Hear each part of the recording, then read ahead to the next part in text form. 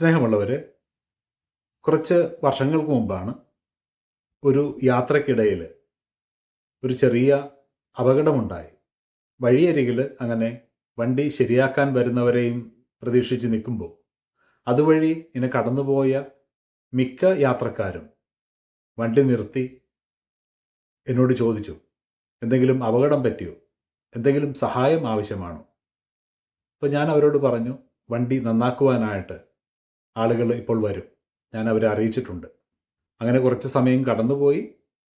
വണ്ടി നന്നാക്കുന്നവർ അതുവരെ എത്തിയില്ല.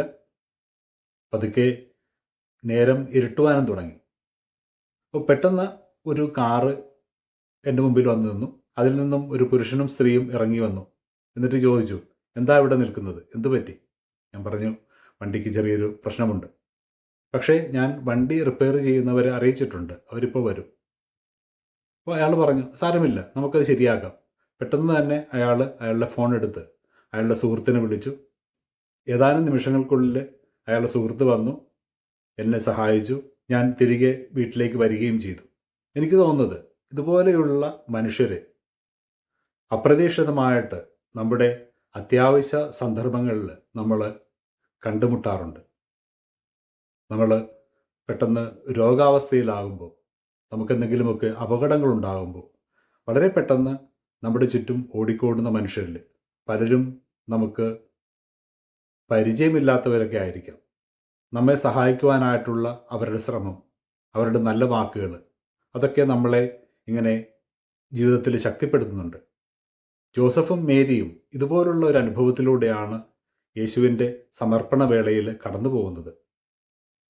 പ്രായമുള്ള രണ്ട് മനുഷ്യർ, ശിമയോനും ഹന്നയും, അവരുടെ കടന്നുവരവ് ജെറുസലേം പോലെയുള്ള ജനങ്ങൾ ഇങ്ങനെ തിങ്ങിക്കൂടുന്ന ഒരു സ്ഥലത്ത് ഈ മനുഷ്യരുടെ സാന്നിധ്യം, അത് മറിയത്തിനും ജോസഫിനും വളരെ ശക്തി നൽകുന്നതായിരുന്നു.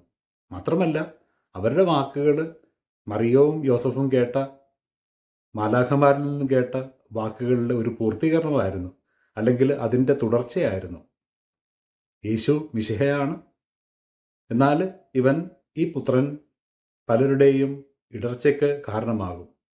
ഈ വാക്കുകൾ, അതിൻ്റെ യഥാർത്ഥ പൂർണ്ണമായിട്ടുള്ള അർത്ഥം അവർ അപ്പോൾ മനസ്സിലാക്കിയില്ല. പക്ഷേ അത് അവരുടെ ഹൃദയത്തിൽ അവർ സ്വീകരിക്കുകയാണ്, അതിനെപ്പറ്റി ധ്യാനിക്കുകയാണ്, അതവരങ്ങനെ കൊണ്ടു നടക്കുകയാണ്. അതുവഴി മിശിഹായുടെ രഹസ്യത്തിലേക്ക് അവർ കൂടുതൽ അടുക്കുകയാണ്.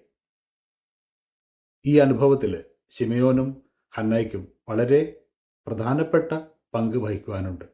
യേശുവിൻ്റെ സമർപ്പണത്തിൻ്റെ തിരുനാൾ ആഘോഷിക്കുന്ന ഈ വേളയിൽ ഇങ്ങനെയുള്ള അപരിചിതരായിട്ടുള്ള മനുഷ്യരുടെ ഒരു കൂട്ടായ്മയാണ് നമ്മൾ കാണുന്നത്. നീതിമാന്മാരായിരുന്ന, ദൈവത്താൽ നയിക്കപ്പെട്ടിരുന്ന മനുഷ്യർ, അവർ പരസ്പരം അനുഗ്രഹമാകുന്ന കാഴ്ച, ശക്തിയാകുന്ന കാഴ്ച. ഈ ഒരു കാലഘട്ടത്തിൽ അപരിചിതരെ നമ്മൾ വളരെ സംശയത്തോടു കൂടി, അല്പം ഭയത്തോടു കൂടിയൊക്കെയാണ് നോക്കിക്കാണുന്നത്. ലോകത്തിൽ നടക്കുന്ന സംഭവങ്ങളൊക്കെ നമ്മളെ അതിന് പ്രേരിപ്പിക്കുന്നുണ്ട്. പല നാടുകളിലും ഇങ്ങനെയുള്ളവർ അവിടെ നിന്നും പുറത്താക്കപ്പെടുകയാണ്. പലർക്കും ഇങ്ങനെയുള്ള മനുഷ്യർ ഏതെങ്കിലുമൊക്കെ വിധത്തിൽ നഷ്ടങ്ങൾ ഉണ്ടാക്കുന്നതായിട്ടാണ് തദ്ദേശവാസികൾക്ക് തോന്നുന്നത്. അല്ലെങ്കിൽ അവരുടെ വിശ്വാസം, അവരുടെ ചില ആശയങ്ങൾ, അത് ചില രീതിയിലെങ്കിലും ആ നാടിനും ആ സംസ്കാരത്തിനുമൊക്കെ പ്രശ്നങ്ങൾ ആകുന്നുണ്ട്. അതുകൊണ്ട് തന്നെ അപരിചിതരോടുള്ള വിദ്വേഷവും അകൽച്ചയുമൊക്കെ നമ്മൾ ലോകത്തിൽ പല സ്ഥലങ്ങളിലും ഇപ്പോൾ പ്രകടമായിട്ട് തന്നെ കാണുന്നുണ്ട്. എന്നാൽ ഇതിനൊരു മറുവശം കൂടിയുണ്ട്. അതാണ് ശിമയോനും ഹന്നയും നമ്മളെ പഠിപ്പിക്കുന്നത്. ഇങ്ങനെയുള്ള അപരിചിതരും നമുക്ക് ജീവിതത്തിൽ അനുഗ്രഹമാകാം, ശക്തിയാകാം.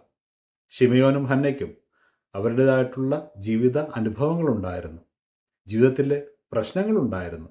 എങ്കിൽ കൂടിയും ഇവർ ദൈവത്തിൻ്റെ വാക്കിൽ വിശ്വസിക്കുക, പൂർണ്ണമായിട്ട് വിശ്വസിക്കുക.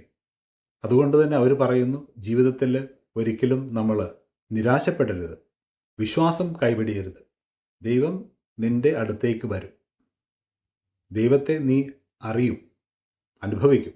അതിന് പ്രത്യാശ ആവശ്യമാണ്, കാത്തിരിപ്പ് ആവശ്യമാണ്, പരിശുദ്ധാത്മാവിൻ്റെ നിറവ് ആവശ്യമാണ്, നീതിയിലുള്ള ഒരു ജീവിതവും ആവശ്യമാണ്. ശിമിയോനും ഹന്നയും നമ്മളെ ഇത് പഠിപ്പിക്കുമ്പോൾ ഈ ഒരു ജീവിത വഴിയിലൂടെ നമുക്ക് മനുഷ്യരെ അനുഗ്രഹമായിട്ട് കാണുവാനും അവർക്ക് അനുഗ്രഹമാകുവാനും സാധിക്കണം.